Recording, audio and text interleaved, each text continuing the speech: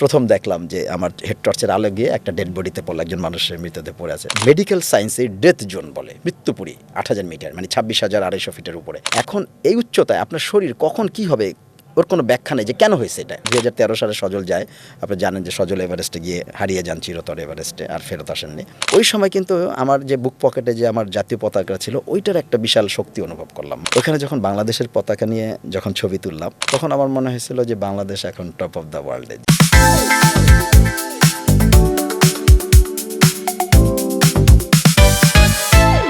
পৃথিবীর সর্বোচ্চ উচ্চতায় দাঁড়িয়ে একজন মানুষ যখন নিজ দেশের পতাকা উড়িয়ে দেন তখন সেই অর্জনটা তার ব্যক্তিগত থাকে না, সেটি হয়ে যায় দেশের, সেটি হয়ে যায় স্বপ্ন পূরণের বাস্তব রূপ।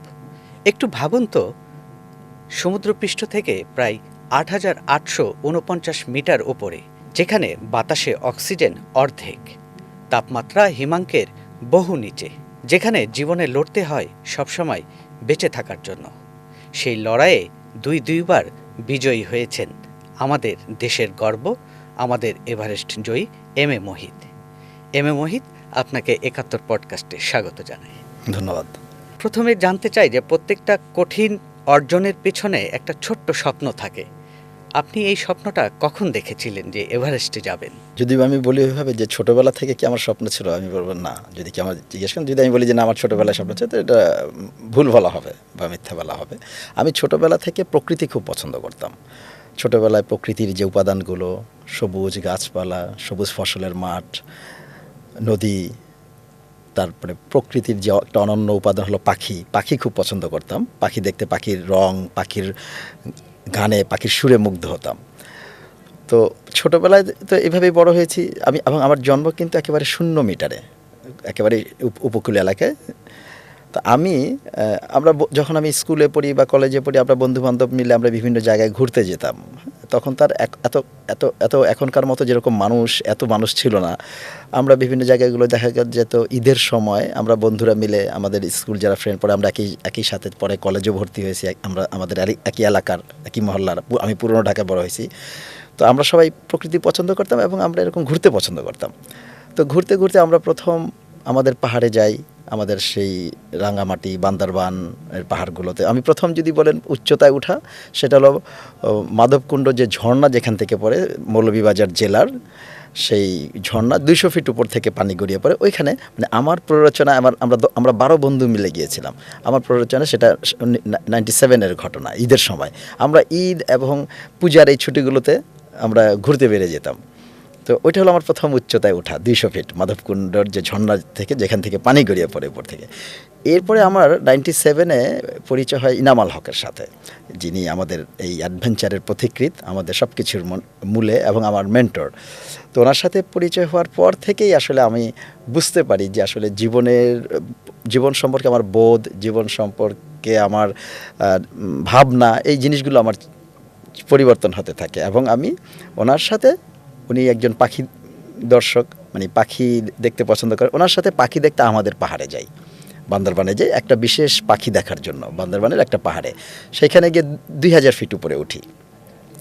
তখন থেকে পেয়ে বসে পাহাড়ে চড়ার নেশা। যে কত সালে? এটা হলো 2001 সালে। 2001 সালে ওনার সাথে আমাদের বান্দরবানের একটা খুমিপাড়ায় যাই, নাওয়াং খুমিপাড়া। এটা বান্দরবানের থেকে আমরা শহর থেকে সাঙ্গু নদীতে আপ স্ট্রিমে নৌকায় নিয়ে একটা জায়গায় নামি। তারপর ওখান থেকে আমরা হেঁটে সেই প্রায় 2000 ফিট উপরে এক পাহাড়ের চূড়ায় উঠি। ওখানে ওই যে গ্রামে খুমিদের থাকি আমি। প্রথম পাহাড়ে সেই পাহাড়িদের বাড়িতে থাকা। মানে 2002 সাল থেকে আসলে আপনার মানে যাত্রা শুরু হলো পাহাড় থেকে, একদিক থেকে 2001 আনুষ্ঠানিকভাবে। হ্যাঁ, যদি বলো ওইভাবে পাহাড়ে। এবং এই ধারাবাহিক চলতে লাগলো। প্রতি বছরে শীতের সময় দেখা যেত আমরা 2-3 বার করে এই আমাদের পাহাড়গুলোতে যাই। এবং আমার কিছু আদিবাসী বন্ধু ছিল, পাহাড়ি, আমাদের একজন বন্ধু ছিল বান্দরবানের রুমা থানায়, ভিটি বম নাম। তার সাথে প্ল্যান করতাম যে এবার কোন পথে যাওয়া যায়, নতুন পথে, নতুন ট্রেইলে, যে এবার এই ট্রেলে যাব, এবার ওই ট্রেলে যাব। এখন যেমন আপনি দেখবেন আমাদের পাহাড়গুলোতে হাজার হাজার ছেলেমেয়েরা যায়, তখন কিন্তু হাতে গোনা কিছু মানুষ আমরা পাহাড়ে যেতাম, অল্প কয়েকজন, সবাইকে চিনি, এরকম একটা অবস্থা। এবং মোটামুটি সবাই ইনামাল হকের বাসায় আড্ডায় আসতো। সেইখান থেকে আমার শুরু পাহাড়ে চড়া। আর যদি এভারেস্ট জয়ের স্বপ্ন বলেন, সেটা আরেকটু পরে 2004 সালে আমরা 2003 সাল ছিল এভারেস্ট জয়ের 50 বছর পূর্তি, 1953 এবং 2003। তো এই যে এভারেস্ট জয়ের 50 বছর পূর্তি সারা বিশ্বব্যাপী একটা হুলস্থুল ব্যাপার, এবং এটা কিন্তু আপনি জানেন যে ব্রিটিশ এক্সপিডিশন ছিল, হিলারিয়াম তেনজিং যেই অভিযানটা প্রথম সফল হন। তো ব্রিটিশরা এটা নিয়ে বেশ হুলস্থুল ব্যাপার, সারা বিশ্বব্যাপী তাদের এটা তারা ওটা ফোকাস করতে চেয়েছে, হাইলাইট করতে চেয়েছিলেন।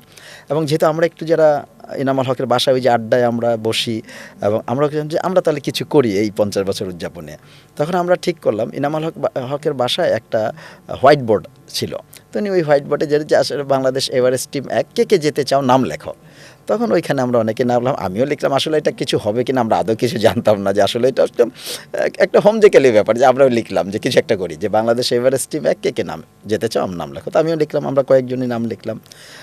পরে 2004 সালে ইনামুল হকের নেতৃত্বে আমরা 6 জনের একটা দল, তাছাড়া দল তো গঠন করলাম এভারেস্ট টিমে, কিছু তো করতে হয়। আমরা এভারেস্ট, ইনামুল হক বললেন চলো আমরা একটু এভারেস্ট বেস ক্যাম্প থেকে ঘুরে আসি।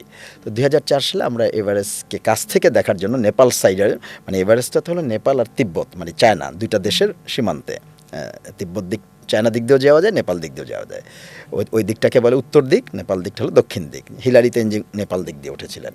তো আমরা সেই নেপাল দিকের বেস ক্যাম্পে যাই 2004 সালের মে মাসে। 2003 সাল ছিল 50 বছর পূর্তি, তখন আমরা এটা দল গঠন করে তারপরে কিছু আনুষ্ঠানিকতা করে আমরা 2004-এর মে মাসে এভারেস্ট বেস ক্যাম্পে গেলাম এভারেস্ট কাছ থেকে দেখার জন্য। যখন কাছ থেকে দেখে এভারেস্টকে যখন আমরা বেস ক্যাম্পে পৌঁছলাম, দেখি যে হাজার খানেক তাঁবু, আমি এবং জীবনে প্রথম মাইনাস টেম্পারেচার নিজের শরীর দিয়ে অনুভব করলাম এবং স্নোফল দেখলাম। আমি যত আপনাকে বলি যে আমি যেমন সর্বনিম্ন তাপমাত্রা ফেস করছি -40, এখন -40 কি স্নোফলটা কেমন হয় শরীরে লাগলে, এটা কিন্তু আপনি যতই আপনি পড়েন, আপনি ওইখানে না গেলে কিন্তু নিজের শরীর দিয়ে অনুভব না করলে এটা বুঝতে পারবেন না। তো আমি যখন ওইখানে মাইনাস টেম্পারেচার স্নোফল দেখলাম, এবং বেস ক্যাম্প হলো 17,600 ফিট উচ্চতায় নেপাল সাইডে খুম্বু গ্লেসিয়ারে, খুম্বু হিমবাহে। তখন ওই বেস ক্যাম্পে গেলাম, এবং বেস ক্যাম্প থেকে কিন্তু এভারেস্টকে দেখা যায় না। নেপাল দিকে যারা এভারেস্টে মানে না চড়ে এভারেস্টের ছবি তুলতে চায়, মানে মানুষ তো খুব কম মানুষ এভারেস্টে উঠে, বেশিরভাগ মানুষ যে এভারেস্টকে দেখতে, এভারেস্টের ছবি তুলতে, তো তারা কালাপাত্থার নামে একটা ট্রেকিং চূড়া আছে, মানে হেঁটে হেঁটে উঠা যায়। যেমন আমাদের যদি কেউকাডাঙে আপনি যেভাবে বা তাজিং ডঙে সাফা হকং যেভাবে হেঁটে হেঁটে আমরা উঠি, ঠিক ওইভাবে হেঁটে হেঁটে, এটা হলো 18,000 ফিট উচ্চতায়, 18,200 ফিট কালাপাত্থার। তো আমরা সেই কালাপাত্থারে উঠলাম, এভারেস্টের ছবি তুললাম। তো বেস ক্যাম্পে গেলাম 18,600 ফিট। বেস ক্যাম্পে গিয়ে আমি প্রথম, আমার এখনও মনে আছে, একজন কানাডিয়ান একজন ভদ্রলোক, রন ম্যাকগিল ওনার নাম, কোনো এভারেস্ট উনি জাস্ট আমরা যখন পৌঁছি তার আগের দিন উনি বেস ক্যাম্পে চূড়া সামিট করে নেমে আসেন। তো ওনার সাথে আমি হ্যান্ডশেক করি, কথা হয়, এবং প্রথম কোনো মানে একটা শিহরণ, যেহেতু আমরা অ্যাডভেঞ্চার করতে পছন্দ করি, আমাদের কাছে যারা অ্যাডভেঞ্চার মানে পর্বত আরোহণ বা ট্রেকিং করে তাদের কাছে এভারেস্ট বিজয়ী বা এভারেস্ট একটা অন্যরকম একটা ব্যাপার। তো কোনো একজন এভারেস্ট বিজয়ীর সাথে হাত মিলালাম, এটা একটা অন্যরকম শিহরণ কাজ করেছিল। তখন ইচ্ছা যেগুলো, আমরাও যদি চলতে পারতাম ওই সময়টায়, যে আমরা তো খুব এভারেস্টের একেবারে কাছে, এভারেস্টের পায়ের কাছে আমরা, তখন তো আমরা তৈরি না যে পর্বত আরোহণের জন্য যে টেকনিক্যাল ক্লাইম্বিং যে দরকার বিষয়গুলো, মানে কৌশলগত আরোহণ। আমি হেঁটে হেঁটে যাচ্ছি বেস ক্যাম্প পর্যন্ত, কালাপাত্থার, এটা জাস্ট হাঁটা, কোনো এখানে কৌশলগত কোনো আরোহণ নেই। কিন্তু তারপর থেকে শুরু হয় যে দড়ি বেয়ে আপনি সেই যন্ত্রপাতিগুলো কীভাবে পর্বত আরোহণের যে সরঞ্জাম আছে সেইগুলো ব্যবহার করে, আইস্যাক্স, ক্রাম্পন, জুমার, আমরা সেই বিষয়গুলোতে আসবো, একটু ধারাবাহিক আসি, যে প্রথম শুরুটা আসলে আপনি কিভাবে করলেন। ওটা বলছি যে এই জিনিসগুলো আমরা তখন তৈরি না। তখন আমি এই দেশে ফেরত এসে ওই বেস ক্যাম্প থেকে, যে এবার আমাদের তো যখন 18,000 ফিটে কিন্তু 50% অক্সিজেন কমে যায় সি লেভেলের চেয়ে। যখন ওই 50% অক্সিজেনের সুস্থ থাকলাম এবং মাইনাস টেম্পারেচারও কাবু করতে পারলো না, তখন যেহেতু আমি ছোটোবেলা থেকে খেলাধুলার সাথে জড়িত, মানে শরীরটা ছিল খুবই, আমি খুবই ডান পিটে ছিলাম ছোটোবেলায়, একেবারে মানে রবীন্দ্রনাথ আমার ছেলেবেলার গল্পের মতো, মানে রোদে পুড়ে, বৃষ্টিতে ভিজে, রোদে শুকিয়ে এইভাবে বড় হয়েছি। তো ননির পুতুলের মতো বড় হয়নি। তো শরীরটা ওইভাবেই ছিল, খুব বাজে রকমের ভালো। তো খেলাধুলা করতাম সবসময়। তখন আমি যেহেতু ওই মাইনাস টেম্পার স্বল্প অক্সিজেনে কিছু কাবু হলাম না, তো এবার তো একটু প্রশিক্ষণ নেওয়া দরকার। তখন প্রশিক্ষণ নিতে, যেহেতু আমাদের দেশে পর্বত নাই, যেহেতু আমাদের বরফ নাই, বরফে আপনি কিভাবে হাঁটবেন ওই যন্ত্রপাতি ব্যবহার করে বরফে যেতে হবে, ওটা তো মাটিতে সম্ভব না। তো যেহেতু আমাদের পার্শ্ববর্তী দেশ ভারত পাকিস্তান নেপাল এসব দেশে যখন ওখানে হিমালয় আছে, বরফ আছে, হিমবাহ, তো ভারত আমাদের কাছে একেবারে, ওইখানে ভারতে কয়েকটা প্রতিষ্ঠান আছে যারা এই পর্বতারোহণ প্রশিক্ষণ দেন, এবং এই প্রতিষ্ঠানগুলো সব কিন্তু ইন্ডিয়ার আর্মির আন্ডারে, মিনিস্ট্রি অফ ডিফেন্সের আন্ডারে। তো আমাদের কাছে ছিল ভারতের পশ্চিমবঙ্গের দার্জিলিং একটা জেলা, দার্জিলিংয়ের হিমালয়ান মাউন্টেনিং ইনস্টিটিউট, যেটাকে HMI বলে পরিচিত, যেটা তেনজিংয়ের হাতে গড়া। 1953 সালে তেনজিং এভারেস্ট জয় করে উনি কিন্তু, যদিও শেরপা নেপালির, কিন্তু উনি ভারতের দার্জিলিংয়ে সেটেল হয়েছেন, এবং ওনার উৎসাহে, জওহরলাল নেহরু ছিলেন একজন পর্বতপ্রেমী, ওনার উৎসাহে জওহরলাল নেহরু এই প্রতিষ্ঠানটা তৈরি করেন HMI। এটা ছিল ভারতের প্রথম 1904 সবচেয়ে প্রাচীন। এই 7টা প্রতিষ্ঠান আছে পর্বতারোহণ প্রশিক্ষণ দেয়, তার মধ্যে এটা সবচেয়ে পুরনো। তো ওইখানে গেলাম HMI-তে দার্জিলিংয়ে বেসিক ট্রেনিং নেওয়ার জন্য। হ্যাঁ, পর্বতারোহণ 28 দিনের একটা কোর্স, বেসিক মাউন্টেনিং ট্রেনিং, মৌলিক পর্বতারোহণ প্রশিক্ষণ। আমি গেলাম, ওই বেস ক্যাম্প থেকে ফেরত আসলাম মে মাসে, সেপ্টেম্বর অক্টোবর সেশনে আমার সামনে ছিল এই সেশনটা। ওই সেশনে আমি গেলাম, বেসিক ট্রেনিং ওইখানে করলাম। ওইটা মানে সাফল্যের সাথে ওই বেসিক ট্রেনিংটা সম্পন্ন করলাম। এটা কত সালে? 2004-এর সেপ্টেম্বর অক্টোবর। নেপাল থেকে ফেরার পরই আপনার আগ্রহটা আরও বেড়ে গেল। তখন বেসিক ট্রেনিং ওখানে নিলাম, যখন ওইখানে বেসিক ট্রেনিংয়ে সাকসেসফুলি ওটা কমপ্লিট করলাম, তারপরে পরের বছরই আমি আবার 2005-এর মার্চে অ্যাডভান্স ট্রেনিং করলাম, মানে উচ্চতর প্রশিক্ষণ, এটা 28 দিনের। ওইখানে 1 সপ্তাহ দার্জিলিংয়ে রেখে তারপর আমাদেরকে, কিন্তু দার্জিলিং কিন্তু বরফ নাই, মানে হিমবাহ নাই, গ্লেসিয়ার নাই, আমাদেরকে নিয়ে যাওয়া হয় যেখানে বরফ আছে, সেই সিকিমে নিয়ে যাওয়া হয়। পশ্চিম সিকিমের একটা জায়গা যেখানে কাঞ্চনজঙ্ঘা, যে পৃথিবীর 3য় উচ্চতম শৃঙ্গ, ওই রিজনে নিয়ে যাওয়া হয়, পশ্চিম সিকিমের ওই জায়গাটা। তো ওইখানে হলো মূল ট্রেনিংটা হয়, বরফের মধ্যে যন্ত্রপাতি ব্যবহার করে কিভাবে উঠতে হয়। তো 2004-এর সেপ্টেম্বর অক্টোবরে বেসিক করলাম, 2005-এর মার্চে মূল অ্যাডভান্স ট্রেনিং করলাম। এরপরে 2006-এ আমি কোনো অভিযানে যাইনি, ওপরে আমাদের পাহাড়গুলোতে গিয়েছি। 7 থেকে আমার অভিযান শুরু। যখন আমি এই যে 2টা ট্রেনিং করে ফেললাম, তখন কিন্তু আমি জানি যে পর্বতের যে কৌশলগত আরোহণ, মানে টেকনিক্যাল ক্লাইম্বিংগুলো আমি শিখে গেছি। এবার আমি এভারেস্ট চড়তে পারি কি না পারি আমি জানি না, কিন্তু আমি অভিযান করতে পারবো, কিছু অভিযান তো করতে পারবো। তখন এরকম ধর, এবং তখনই কিন্তু ওই যে আমি যখন ট্রেনিংটা হয়ে গেল 2টা, তখনই কিন্তু স্বপ্নটা মানে অনেক বেশি স্ট্রং হলো।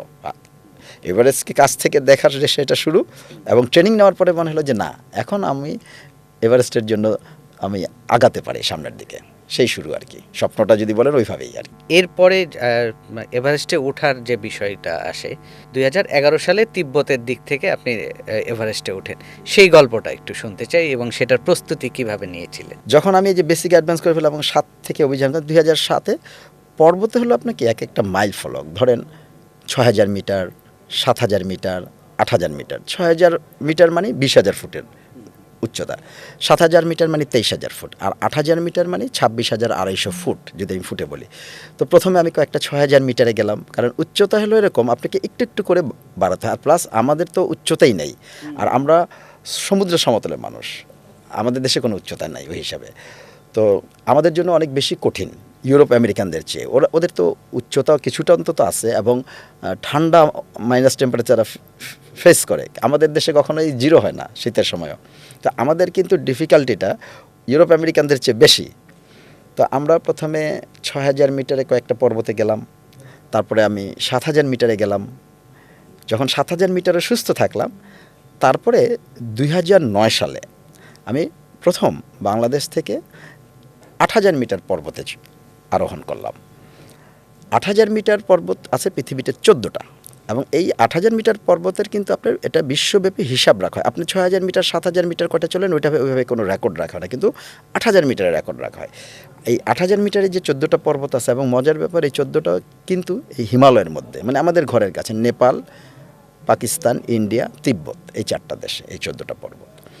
তো 2009 সালে আমি বাংলাদেশ থেকে প্রথম এই 14টা 8000 মিটারের 6 নম্বর, যেটা ষষ্ঠ উচ্চতম পর্বতশৃঙ্গ চৌইউ, 8201 মিটার, এভারেস্টের পশ্চিম দিকে, 20 কিলোমিটার পশ্চিমে চৌইউ, নেপাল তিব্বতের বর্ডারে। আমি তিব্বত দিয়ে ক্লাইম্ব করি, 2009-এর 27শে সেপ্টেম্বর 2009-এর 27শে সেপ্টেম্বর আমি এই প্রথম 8000 মিটারে সফলভাবে আরোহণ করি।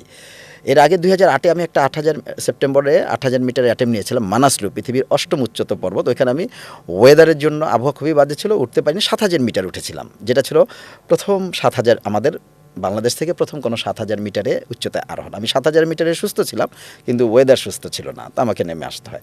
তারপরে আবার এটা 9-এ তখন আবার এই চয়ু যাই ষষ্ঠ উচ্চতম পর্বতশৃঙ্গে, এবং যেখানে আমি সফলভাবে আরোহণ করতে পারি।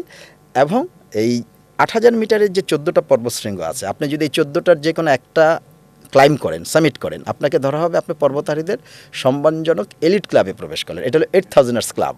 হ্যাঁ, যেমন আপনি যদি ক্রিকেটে কেউ যদি টেস্টে ধরেন 500 উইকেট পেলো বা 10,000 রান করলো, যে তাদের একটা এলিট ক্লাব, তাই না? ঠিক পর্বতারোহণ এই 8000 মিটার হলো এলিট ক্লাব, হ্যাঁ, ভিআইপি মাউন্টেনেরা। তো এর মাধ্যমে তখন আমার মাধ্যমে এই বাংলাদেশ 2009 সালের এই চয়ু যখন সামিট করি, আমরা বাংলাদেশ এই পর্বতারোহীদের এলিট ক্লাবে প্রবেশ করি। মানে এর আগে কেউ এত দূর উঠতে পারে নাই।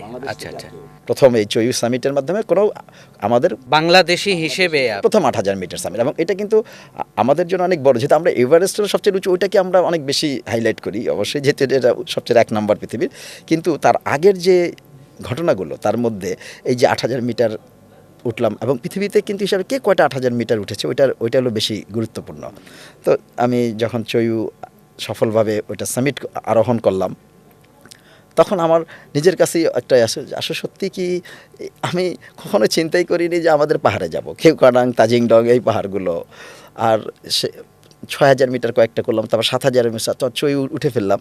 এই চয়ু যখন উঠে ফেললাম, তখন আমার হলো যে না, এইবার আমি এভারেস্টের জন্য তৈরি। যেমন আপনি আমাদের শিক্ষা জীবনকে আপনি প্রাইমারি পাস করলে হাই স্কুলের পরে কলেজের পরে ইউনিভার্সিটি, আপনি যোগ্যতা অর্জন করে। যখন আমি চয়ু উঠে ফেললাম, তখন আমি বলতে যে না, এবার আমি এভারেস্টে অ্যাটেম্প নিতে পারি। কেন 8201 মিটার, এটা 8848 মিটার, আমি 8000 মিটার উঠে গেছি এবং সফলভাবে উঠে গেছি, সুস্থভাবে ফেরত এসেছি। এখন আমি এভারেস্টের জন্য তৈরি। ওই ছিল এভারেস্টের আমার পূর্ব প্রস্তুতি। চয়ু ওঠার পরেই কিন্তু আমাকে এবং আমার যারা স্পন্সর ছিল, যে আপনি জানেন পর্বতারোহণ অনেক ব্যয়বহুল একটা খেলা। এটা যদি আমি বলি ফুটবল, ক্রিকেটের মতো এটা হলো সবচেয়ে ঝুঁকিপূর্ণ খেলা, এক্সট্রিম স্পোর্ট। আমরা এটা বলে কি একটা লাইফ স্টাইলও আমরা বলি, যে একটা আমাদের জীবন বা জীবন বোধ বা জীবনে বলেন, পর্বতে গিয়ে আমরা নিজেকেই খুঁজে পাই, নিজের লিমিটটা বুঝতে পারি আমরা। তারপরে এটা একটা এক্সট্রিম স্পোর্ট। তো যখন চয়ু আরোহণ করে ফেলি, তখন আমার যারা স্পন্সর আছে তারা যে না, এবার অন্তত আমরা এভারেস্টে অ্যাটেম্প নেওয়ার যোগ্যতা অর্জন করেছি। এরপরে যে এভারেস্টে প্রথম উঠলেন তিব্বতের দিক থেকে, সেটার শুরুর গল্পটা এবং কিভাবে উঠলেন। আমি কিন্তু এভারেস্টে 3বার অ্যাটেম্প নেই। 9-এ তো চয়ু করে ফেললাম সেপ্টেম্বর মাসে, 27শে সেপ্টেম্বর। 10, 11, 12 আমি এভারেস্টে অ্যাটেম্প 3বার নেই, তার মধ্যে 2বার সফল। 10-এও কিন্তু আমি তিব্বত দিয়ে যাই।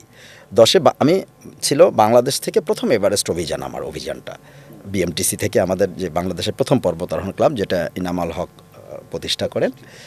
2004 সালে এই ক্লাবটা হয়। তার আগের থেকে আমাদের আড্ডা হতো, ট্রেকার্স ক্লাব বলতো। তারপরে 2004 সালে আমরা আনুষ্ঠানিকভাবে এটাকে বিএমটিসি নাম দল গঠন করি, বিএমটিসি ক্লাব, যেটা বাংলাদেশের প্রথম পর্বত। যাই হোক, 2010-এ কিন্তু আমি ক্যাম্প 1 তিব্বত দিক দিয়ে যাই, নর্থ সাইড দিয়ে। ক্যাম্প 1 হলো নর্থ কোল বলে, 7045 মিটার এরকম একটা, তো প্রায় 23,000 ফুটের উপরে। ওই জায়গা থেকে আমি ফেরত আসতে হয়। ওয়েদার খারাপ ছিল একটু, প্লাস আমার যে শেরপা ছিল আমার সাথে, তার একটু ভুল ডিসিশন ছিল। আমার শেরপার ভুল ডিসিশন, আমি জানি না সে কেন তখন ওই আচরণটা করলো আমার সাথে। এটা একটা এখন আমার কাছে একটা রহস্য, মিস্ট্রিয়াস ব্যাপারটা। মানে এটা 10-এর ফার্স্ট অ্যাটেম্প 10-এ তখন আমাকে ওই ক্যাম্প 1 নর্থ কোল থেকে, যে 7045 মিটার, মানে 23,150 ফিটের মতো এরকম একটা জায়গা থেকে ফেরত আসতে হয়। আমি শারীরিক ফিজিক্যালি এবং মেন্টালি আমি সুস্থ ছিলাম, কিন্তু ওয়েদার প্লাস আমার শেরপার ভুল ডিসিশনের জন্য আমি চড়তে পারিনি। আমার এটা একটা, তখন আমি ওই দিন আমি আসলে ঘুমাইতে পারিনি, আমি প্রচণ্ড কেঁদেছিলাম ওই সময়টায়, যে আমি সুস্থ থাকা অবস্থায়ও আমি যেতে পারলাম না, শেরপার ভুল ডিসিশনের জন্য। তো আমার কাছে এখন আমি চিন্তা করি যে ওই সময়টার কথা, যে কি হয়েছিল আমার শেরপার, কেন সে আমাকে বলল যে উপরে যাব না, নিচে নেমে আসতে হলো। দুঃখজনক ব্যাপার হলো আমার এটা, যে আমি অ্যাডভান্স বেস ক্যাম্প তিব্বত দিকে 6400 মিটার, 21,000 ফিট, আমি অ্যাডভান্স বেস ক্যাম্পে নেমে আসলাম ক্যাম্প 1 থেকে। তারপরে জাস্ট আমি নেমে আসি, এরপরে ওয়েদার ভালো হয়ে গেল। মানে আমি ওই দিন রাত আমি ঘুমাতেই পারিনি সারা রাত, আমি কিছুই খাই নাই, মানে মানে অটোমেটিক আমার স্বামী কান্না করতেছিলাম। তো আমি মানে খুবই কষ্ট হচ্ছিল যে আমি সুস্থ ছিলাম অথচ আমার শেরপার একটা দিন আর থাকলে তো আমি পরের দিন যেতে পারতাম। তো যাই হোক, হয়তো আমি পরের দিন হয়তো প্রকৃতি এইভাবে লিখে রাখছে, আমি প্রথমবার যেতে পারিনি, আমাকে হয়তো প্রকৃতি এইভাবে লিখে রেখেছিল যে তুমি প্রথমবার যেতে পারবে না, পরে 2বার যাবা। তো পরে আমি 2011-তে আবার অ্যাটেম্প নিলাম এবং তারপর আমি দেশে এসে কিন্তু আবার উদ্যমে নতুন করে অনেক বেশি পরিশ্রম করলাম, অনেক বেশি নিজেকে ফিট করলাম শারীরিকভাবে। 2011-তে আবার তিব্বত দিয়ে গেলাম এবং ওইবার আমি 2011-র 21শে মে নেপাল তিব্বত দিক দিয়ে আমি সফলভাবে চূড়ায় আরোহণ করলাম।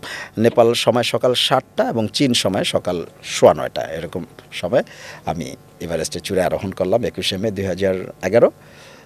আবার তারপরে 2012-তে আবার আমি নেপাল সাইড দিয়ে আবার দ্বিতীয়বার আরোহণ করলাম, যখন আমার সাথে ছিল নিশাত মজুমদার, যে বাংলাদেশের প্রথম নারী।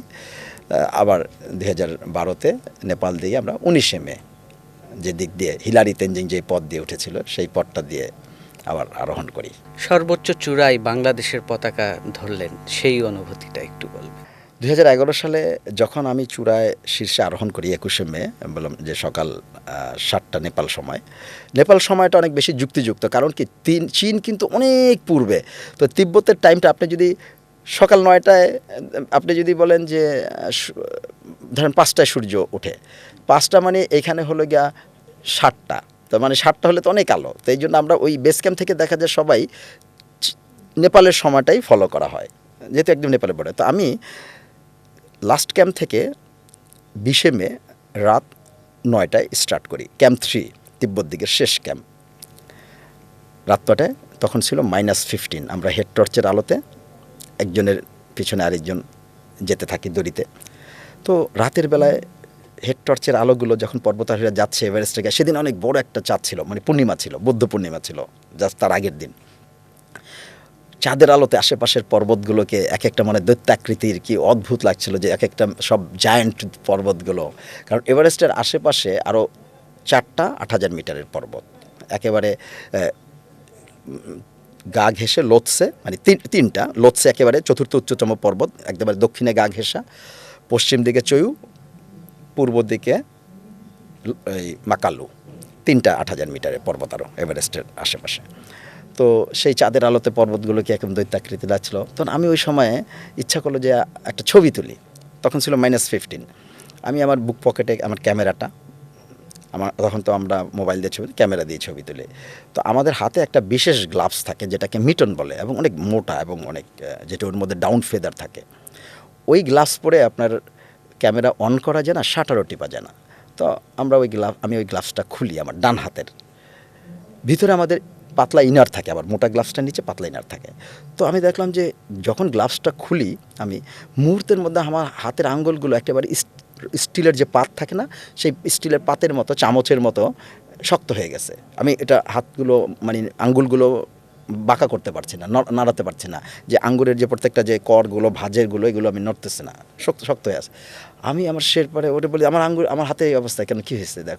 তো ও শেরপা এসে, পেম্বা দর্জি আমার সাথে ছিল, একজন বিখ্যাত শেরপা, এসে আমার হাতগুলো ওর 2 হাত দিয়ে ঘষাঘষি করে, মানে ডলাডলি করে আমার গ্লাভসে হাত ঢুকে দিয়ে ক্যামেরাটা নিয়ে নিল।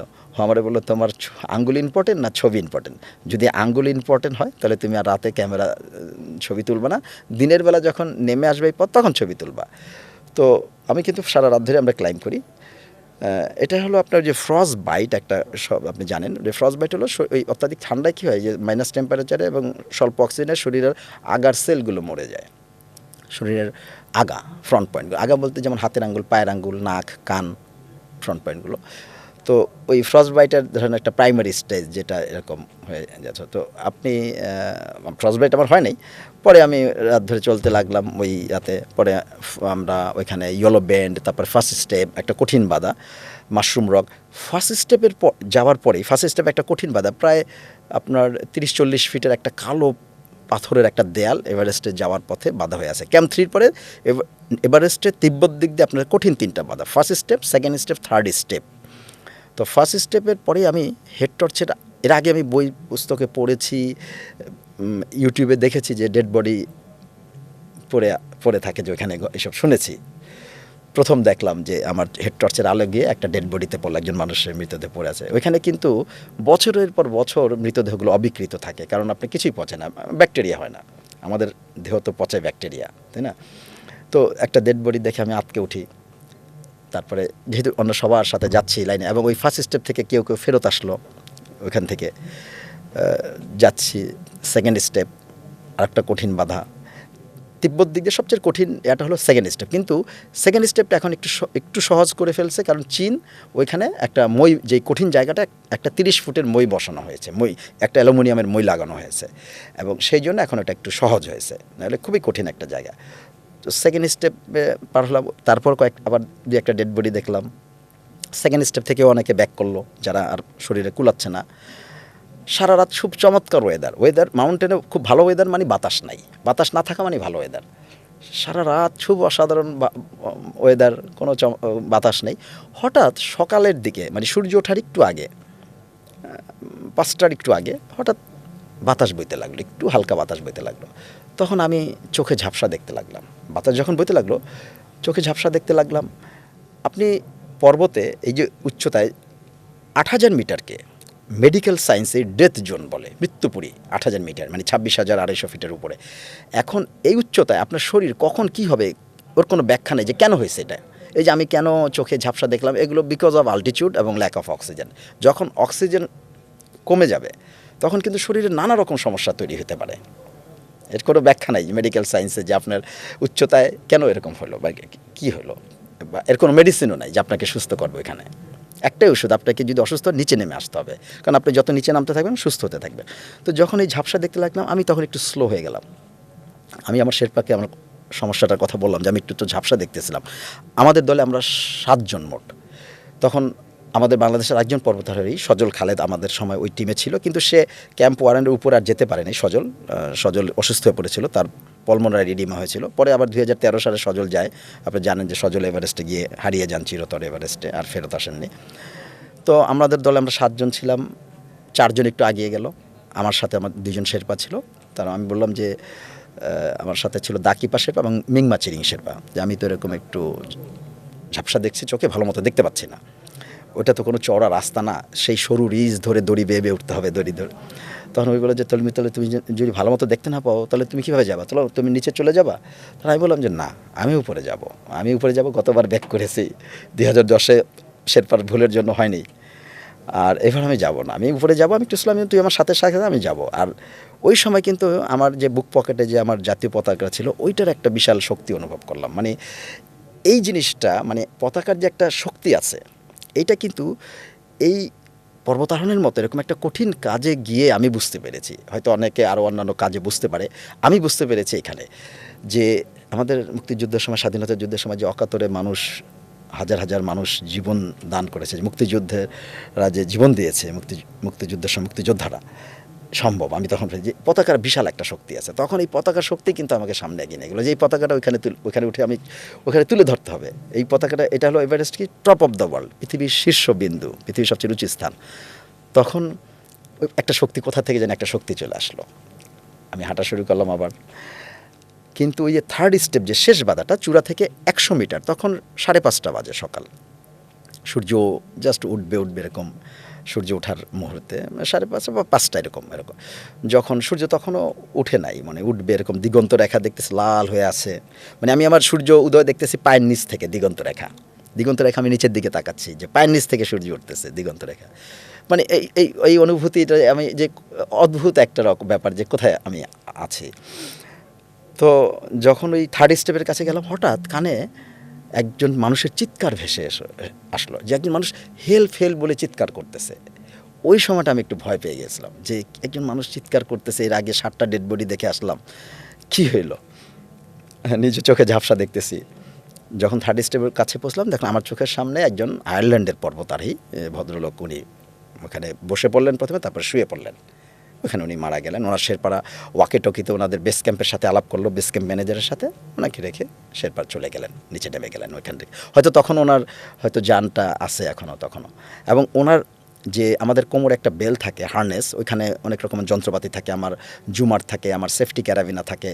ওনার ওই ফিক্স রোপে আমরা যে দড়িটা বাঁধা হয় পর্বতের গায়ে, শেরপারা বাঁধে, ওই ফিক্সড রোপে কিন্তু ওনার জুমার, ওনার সেফটি ক্যারাবিনা তখনও লাগানো।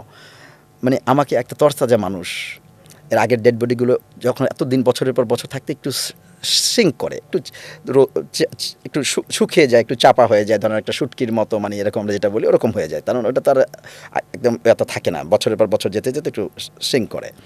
তো ওইটা তো একেবারে সম্পূর্ণ এখন তরতাজা মানুষটা আমাকে তার ওই রশিতে, আমার দড়িটা তো ওই ফিক্সড রোপের মধ্যে আমাকে যেতে হবে, আমার রোপ জুমারটা খুলে, সেফটিটা খুলে তার জুমারের সামনে লাগাতে হয়েছে আমার জুমারটা, সেফটিটা। মানে ওই সময়টা আমার জন্য একটু বিব্রত করছিল, আমি খুবই আসলে একটু খুবই হৃদয় একটা বিতরক ঘটনা এরকম চোখের সামনে ঘটলো। তারপরে যেহেতু উপরেই যেতে হবে, উপরে যাব, তারপরে থার্ড স্টেপ পরে চূড়া থেকে যখন ওই 100 মিটার নিচে 300 ফুটের মতো, ওই থার্ড স্টেপ পার হওয়ার পথে দেখা যাচ্ছে চূড়া তো কাছে, কিন্তু তারপরে কিন্তু চূড়া কাছে না, আরও ঘুরে ফিরে যেতে হচ্ছে। মানে আমাকে আরও 2 ঘন্টা লাগলো চূড়ায় যেতে, কারণ আমি মনে করছি পথটা তখন আর খুব সোজা না, এঁকে বেঁকে পথ গিয়েছে। চূড়া থেকে আমি মনে হচ্ছে সোজা উঠে যাব, কিন্তু না, ডাইনে যেতে হয়েছে, এবং সরু রিজ ধরে একটা খুবই একেবারে পাটা রাখার মতো এরকম একটা জায়গা, প্রায় 15 ফিটের মতো, ওই জায়গাগুলো পার হয়ে যখন চূড়ার কাছে চলে আসলাম, যে টিম আমাদের 4 জন যারা আগে চলে গেছে, পেম্বাদর্জি ওইখানে, ও আমাকে ডাকতেছে, আসো আসো তাড়াতাড়ি আসো, হ্যাঁ চূড়া চলে আসি। ওই বাকি ধরেন হয়তো 15-20 ফিট, ওই 15-20 স্টেপটা মনে হচ্ছিলো যে আমার শেষ হচ্ছে না, যে মনে হয় চূড়া 15-20 ফিট দূরে, মনে হচ্ছিলো এটা 15-20 মাইল হয়ে গেছে। আমার কাছে তখন মনে হচ্ছিল যে আমি মনে যাচ্ছি অনন্তকাল ধরে, চূড়া আসতেছে না। যখন চূড়ার শীর্ষে পৌঁছলাম, তখন তো আমি আনন্দে কেঁদে ফেলি, আমার শেরপার গলা জড়িয়ে ধরে।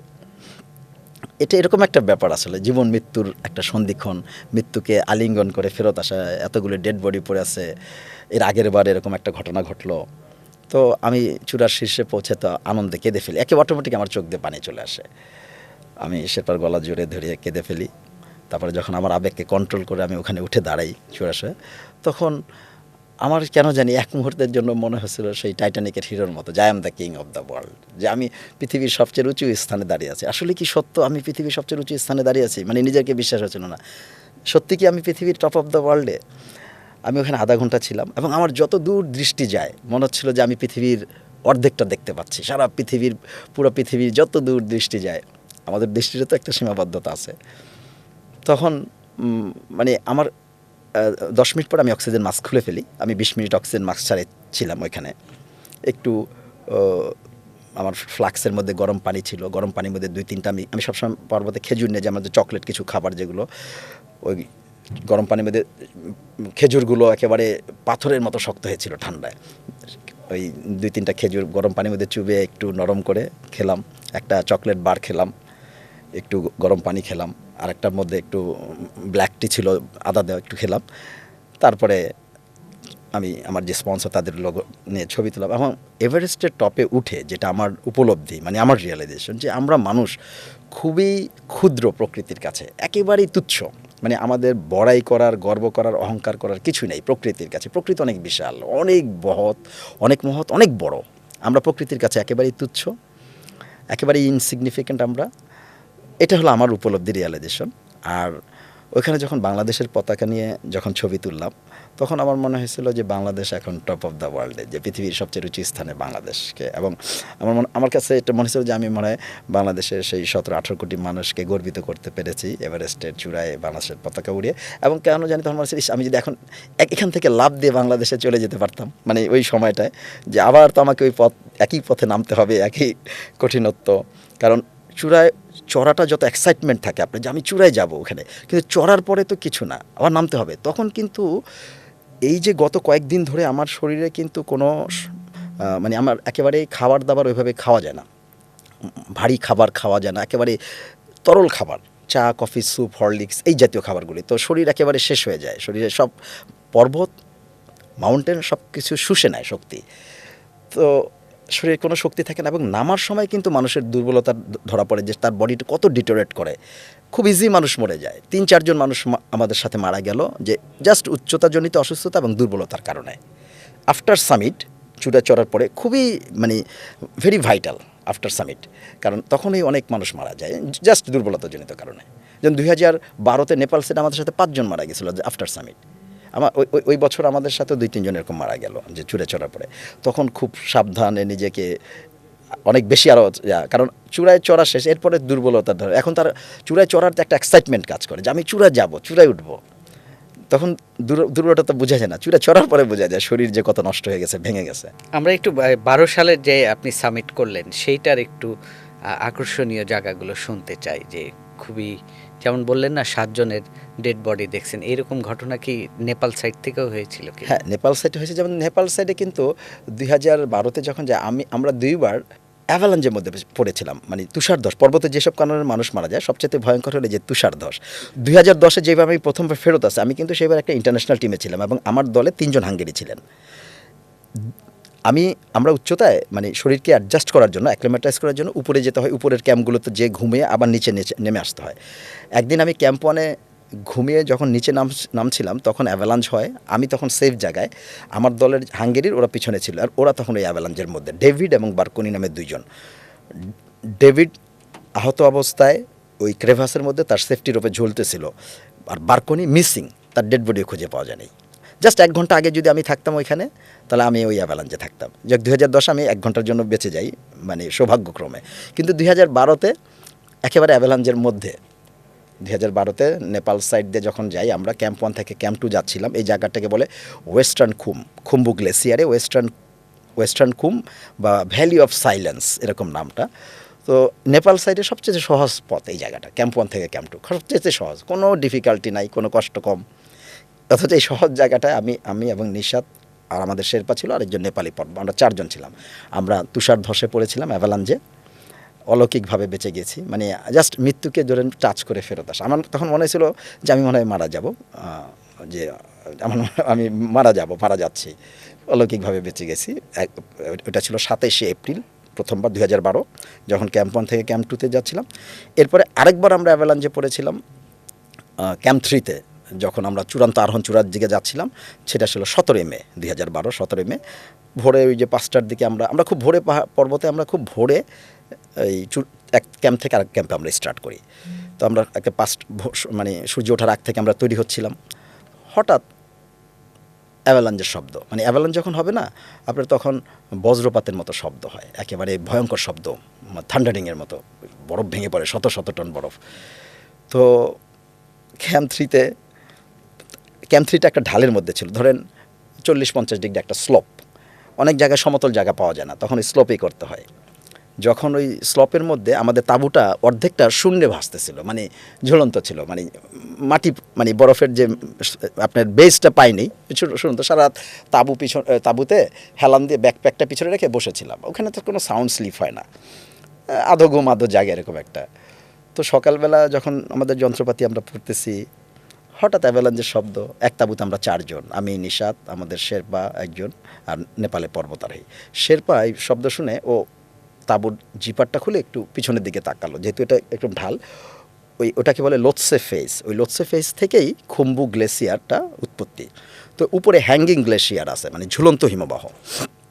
তো ও দেখলাম যে পিছনে তাকে দ্রুত তাঁবুর জিপারটা বন্ধ করে দিল এবং আতঙ্কিত ওর চেহারাটা দেখে, আমরা তো আর দেখতে পাচ্ছি না, ওর চেহারা দেখে আমরা প্রথমে কী করলাম, আমাদের পর্বতে আমরা হেলমেট ব্যবহার করি, যে অনেক সময় রক ফল এসব মাথাকে বাঁচানোর জন্য।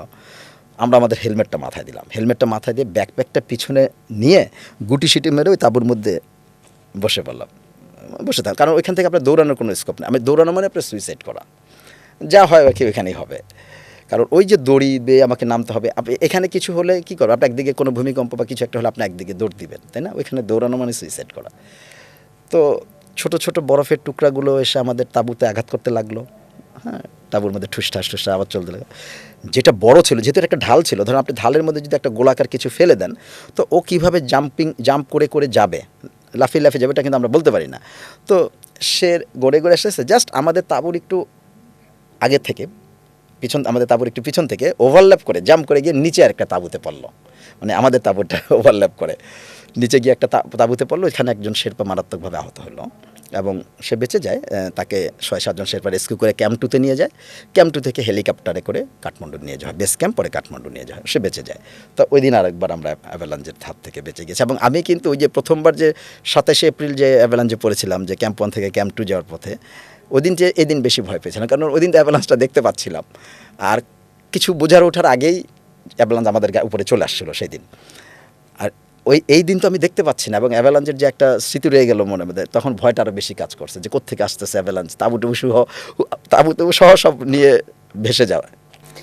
আমি যতদূর জানি যে বাংলা ভাষাভাষীদের মধ্যে আপনি একজন যিনি 2 দিক থেকে হিমালয় সামিট করেছে, এইটার এভারেস্ট সামিট করেছে। তো সেই গল্পটা আসলে আমাকে যদি একটু বলতেন যে আসলে আর কেউ আছেন কি না এরকম, বা কারা কারা এরকম করেছেন? না, যেমন এভারেস্টে এই যে নেপাল তিব্বতের, বললাম তিব্বত চায়না উত্তর দিক দক্ষিণ দিক, তো পৃথিবীতে বাংলা ভাষাভাষী 30 কোটি, মানে 300 মিলিয়ন মানুষ বাংলা ভাষায় কথা বলে, পশ্চিমবঙ্গ সহ সারা পৃথিবীতে বিভিন্ন জায়গায় তো বাংলা ভাষাভাষী লোক থাকে। মানে এদের মধ্যে আমি একমাত্র যে 2 সাইড দিয়ে এভারেস্ট সামিট করেছি। পশ্চিমবঙ্গের ওনারা এক সাইড দিয়ে করেছে, আছে এরকম যে এক সাইড দিয়ে 2বার করেছে, এরকম মানুষ আছে একই দিক দিয়ে, নেপাল সাইড দিয়ে। কিন্তু তিব্বত সাইড দিয়ে, মানে নেপাল দিয়ে এবং তিব্বত দিয়ে, 2টা দিক দিয়ে আর কোনো বাঙালি করেনি।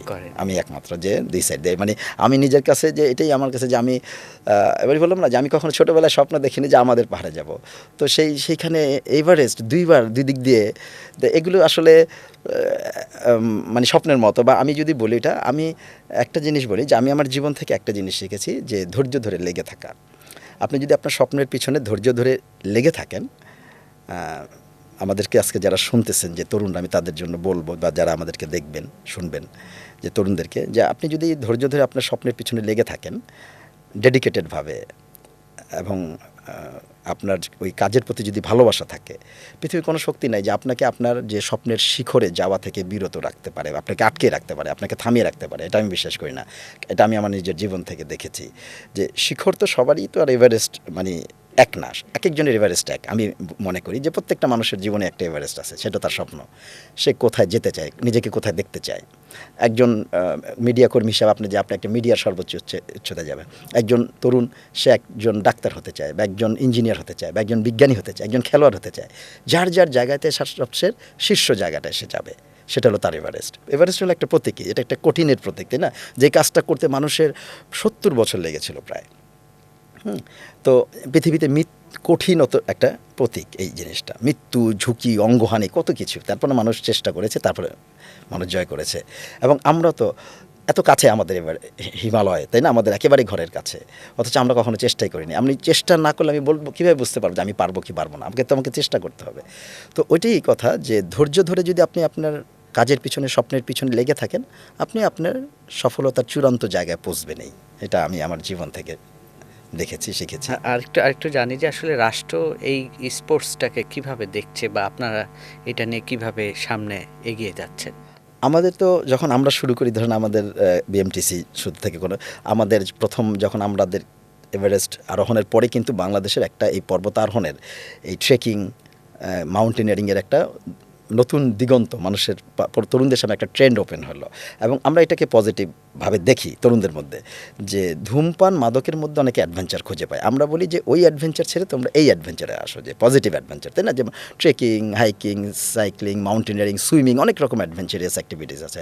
তো যেহেতু আজ পর্বতারোহী হিসাবে তখন আমাদের ক্লাবে অনেক আস্তে আস্তে আসতে লাগলো, এবং আরও অনেকগুলো সংগঠন তৈরি হলো পরে আমাদের এভারেস্ট জয়ের পরে।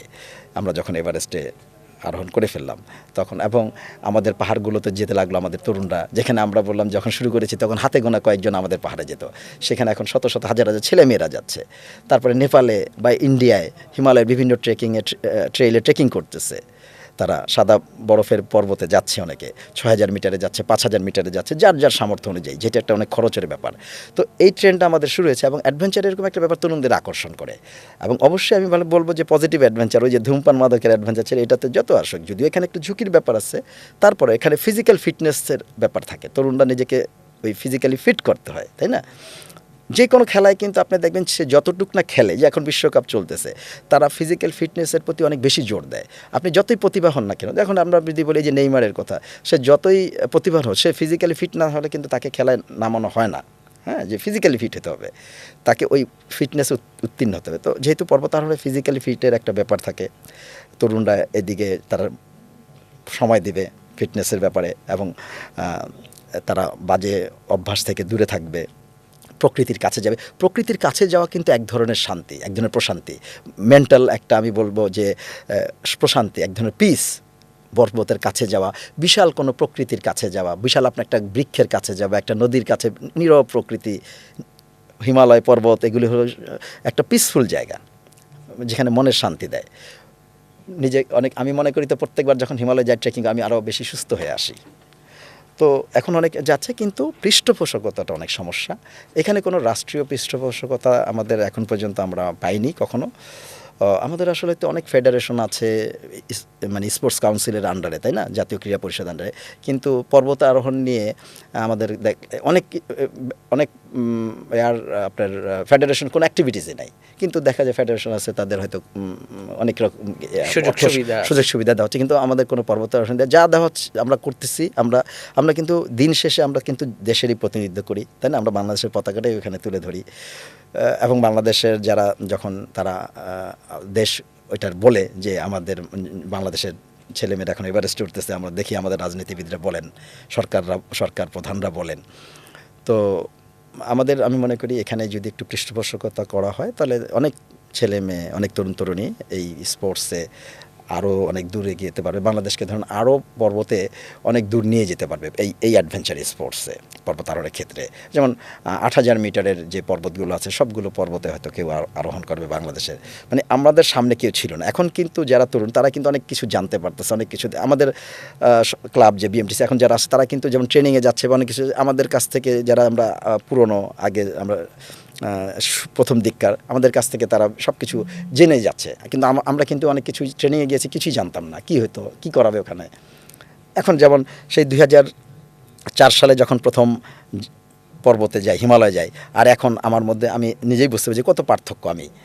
ওই সময় আমি বুঝতাম না যে কোন পাথরটা কেমন, কোন বরফে কোন জায়গাটা কেমন। এখন আমি বুঝতে পারি যে কোন বরফটা কেমন, কোন পাথরটা কেমন। এটা তার একদিনে হয় না। মোহিত ভাই, ছোট করে একটু বলবেন আমাদের দর্শকদের উদ্দেশ্যে এবং তরুণদের উদ্দেশ্যে, এই যে স্পোর্টস, আমাদের এরকম স্পোর্টসকে আসলে প্রাধান্য দেওয়া উচিত এবং বিভিন্ন ধরনের নেশা থেকে বেরিয়ে এসে এই ধরনের স্পোর্টসে যোগ দেওয়া উচিত, সেটার অনুপ্রেরণামূলক কিছু ছোট করে বলবেন। হ্যাঁ, আমি তো বললাম যে আমরা বলি যে ধূমপান মাদকের অ্যাডভেঞ্চার ছেড়ে এই অ্যাডভেঞ্চারে আসছে তরুণদেরকে, এবং তরুণদেরকে মানে কায়িক পরিশ্রম, যে ফিজিক্যাল অ্যাক্টিভিটিসটা বাড়াতে হবে। শুধুমাত্র আমরা এখন দেখি ডিজিটাল মিডিয়া, আমরা সারাক্ষণ যেমন মোবাইলে বা ডিজিটাল মিডিয়া, আমরা সোশ্যাল মিডিয়াতে আমরা দেখতেছি মানুষজন, তাই না, অনেক, যেটা তো অনেকটা একটা সময় থাকবে, কিন্তু সারাক্ষণ ওটা আমরা দেখতেছি যে অ্যাডিকশন হয়ে যাচ্ছে, তাই না, ডিজিটাল অ্যাডিকশন একটা, যেটা টক্সিক নিজের। আমি মনে হয় মাঝে মাঝে ওখান থেকে বিরতি দেওয়া উচিত, এবং রাষ্ট্রের কিন্তু এই জায়গাগুলোতে প্যাট্রোনাইজ করা উচিত, যে তরুণদেরকে খেলাধুলায়, ফিজিক্যাল ফিটনেসের ব্যাপারগুলো যেগুলোতে আছে এগুলোতে, এবং তরুণদেরকেও এইসব কাজে আরও বেশি অংশগ্রহণ করা উচিত। মোহিত ভাই, আপনাকে অসংখ্য ধন্যবাদ ৭১ পডকাস্টে আসার জন্য। দর্শক, আসলে সীমাবদ্ধতা আপনার মনের ভিতরে, আপনি যদি মনের সীমাবদ্ধতা দূর করতে পারেন, ধৈর্য এবং পরিশ্রম দিয়ে অবশ্যই সফলতায় যেতে পারবেন। আমরা আগামী পর্বে আরেকজন বিশিষ্ট জনের সাথে কোনো অনুপ্রেরণার গল্প নিয়ে হাজির হব।